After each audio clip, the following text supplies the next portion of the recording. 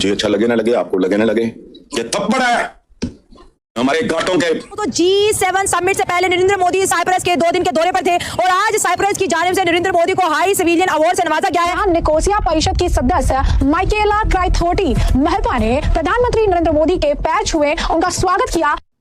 बीबी मैं तो हैरान हो गया हूँ कि मोदी है तो मुमकिन है, मोदी है तो मुमकिन है।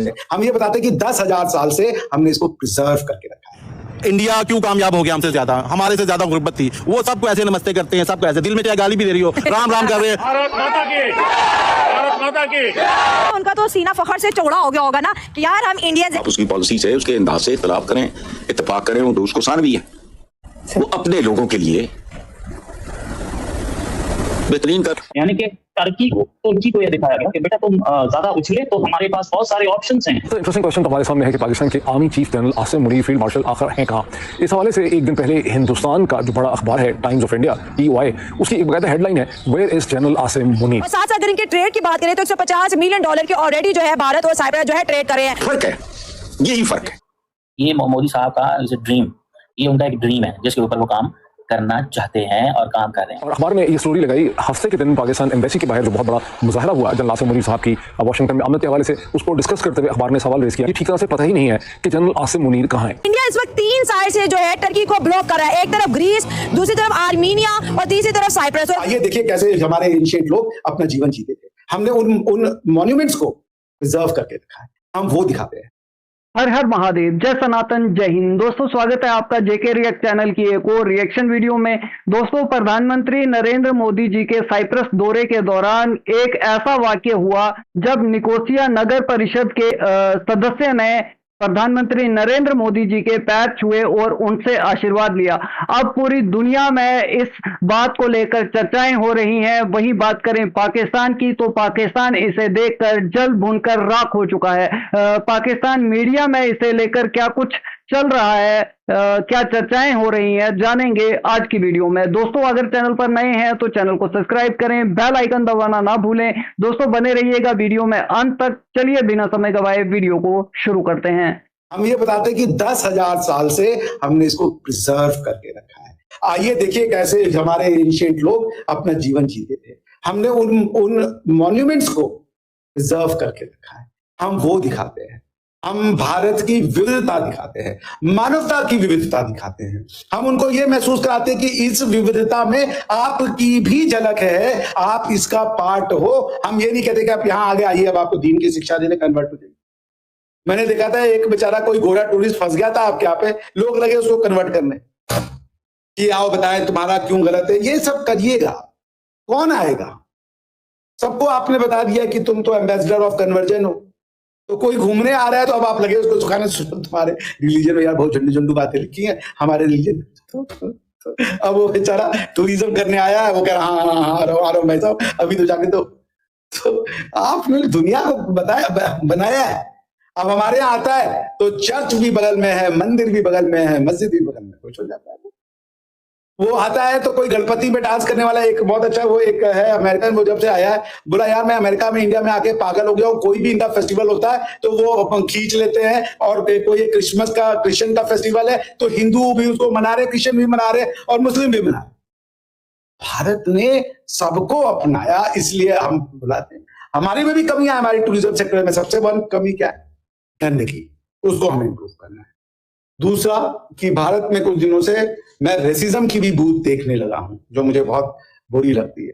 जैसे जो रशियन टेररिस्ट आते हैं उनको ये रशियन लड़कियों को लेकर के जो जोक्स बनते हैं कि 5 रुपए में तो रशियन मिल जाएगी, 50 रुपए में रशियन मिल जाएगी, इस तरीके के रेसिस्ट जोक नहीं करने चाहिए, नहीं करने चाहिए। ऐसे रशियन आपको मुंह भी नहीं लगाता, अभी आप उनका स्टैंडर्ड नहीं देखे।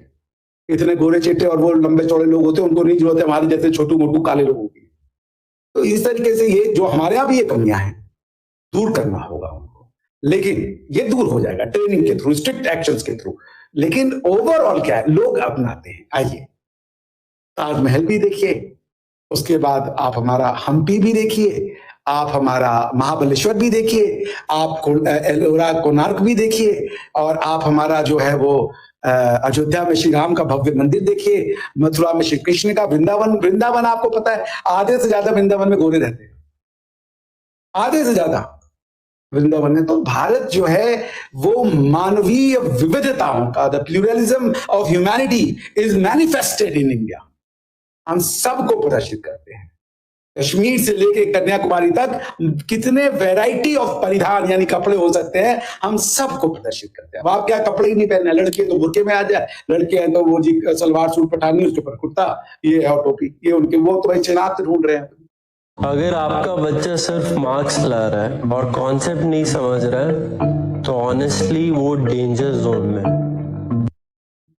नहीं, कोई जरूरी नहीं है। हमारे यहाँ सारे लड़के सलवार कुर्ता टोपी लगा के नहीं घूम रहे, जीन्स भी पहन रहे। 9% पे आ जाता मैं आपके लिए, ठीक है ना, 99% तो है ना। नहीं, 50% भी नहीं है ऐसे। आपको किसी भी तो ये आपको ज्यादातर जितने सिटीज हैं आपको वहां पर तो जीन्स वीन्स सब पहने दिखेंगे, शॉर्ट्स पहनी होती हैं लड़कों ने, बरमूडास पहनी होती हैं, सब कुछ होता है। ऐसा क्या लड़कों ने? अच्छा, लड़कों ने। और लड़कियों ने क्या पहना होता है? लड़कियों ने जीन्स भी पहनी होती है, सलवार कुर्ता भी पहना होता है। बाकी खैर वो जो आप कह रहे हैं बुर्का शुर्का वो भी है, लेकिन ये कि वो 50-60% लोग समझ ले, सब लोग नहीं।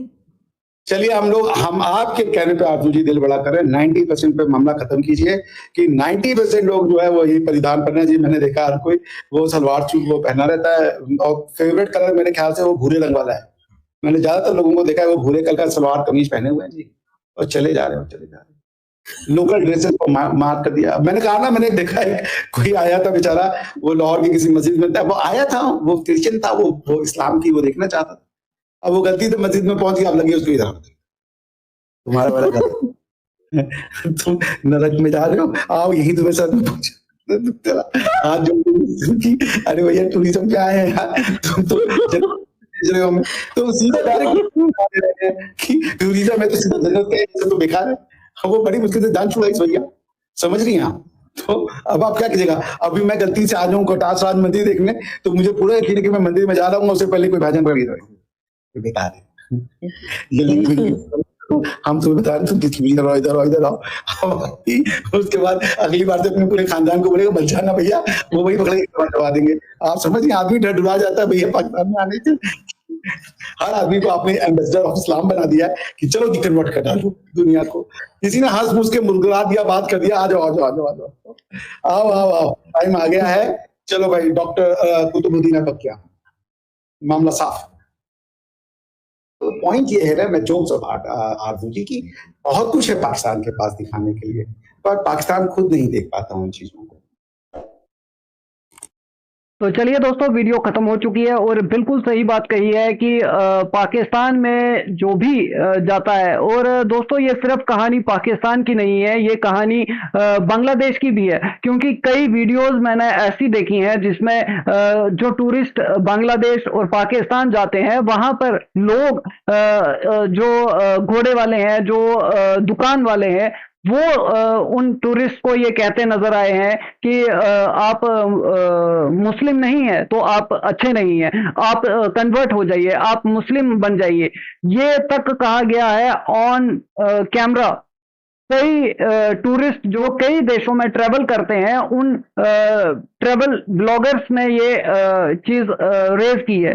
और दूसरी बात करूंगा कि इंडिया में जो रेसिज्म के लेकर कहा गया कि रशियन को लेकर ऐसा कहा जाता है, वैसा कहा जाता है, तो हाँ, ये भी चीज मानने वाली है कि कुछ एक गंदी सोच के जो लोग हैं, जो रशियंस को लेकर इस तरह की बातें करते हैं या इस तरह के जोक्स करते हैं, उन पर स्ट्रिक्ट एक्शन लेना चाहिए। हमारी सरकार को, हमारी पुलिस को उन पर कड़ी कार्रवाई करनी चाहिए ताकि कोई भी इस ओर ना बढ़े और ये जो विवाद है या ये जो कुछ भी है ये यहीं पर खत्म हो जाए।